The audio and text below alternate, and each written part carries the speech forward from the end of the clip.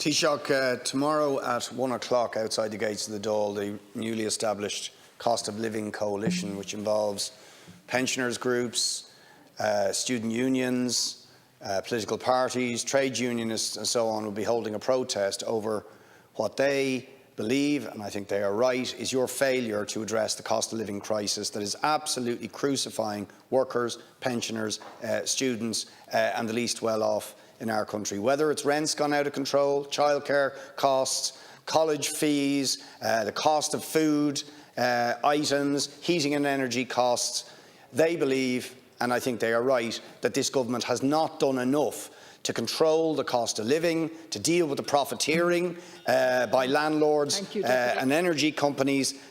What have you got to say to those who will be protesting tomorrow about measures you will take to address the cost of living crisis?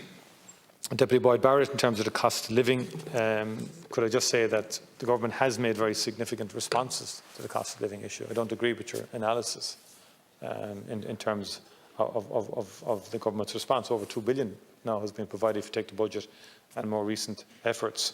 We've hiked up the weekly fuel allowance. We've paid an additional lump sum payment of €125 in March, a further 100 special payment to 370,000 households receiving the fuel allowance. And as a result, the fuel allowance paid in full season 2021 to 2022 totaled 1,139.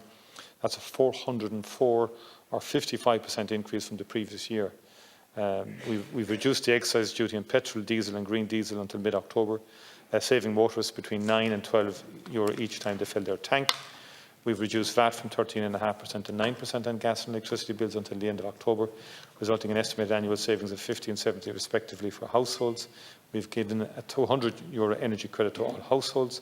We've cut the annual PSO levy of €58 to zero by October 2022. We've launched a national retrofitting energy scheme with free energy upgrades for those at risk of energy poverty. We've introduced new grant rates that will cover around 80% of the typical cost of attic and wall insulation.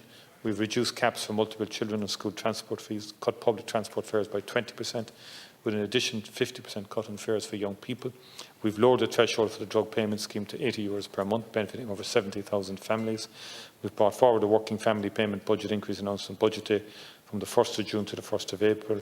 We've agreed to abolish the inpatient charge of €80 per night for all children, and we've capped annual rent increases at 2% and launched a cost rental scheme with homes at rates 40 to 50% below market rents. And we've introduced significant support packages for hospitality, the 9% VAT rate, haulage and tillage sectors. I could go on, but there has been significant efforts made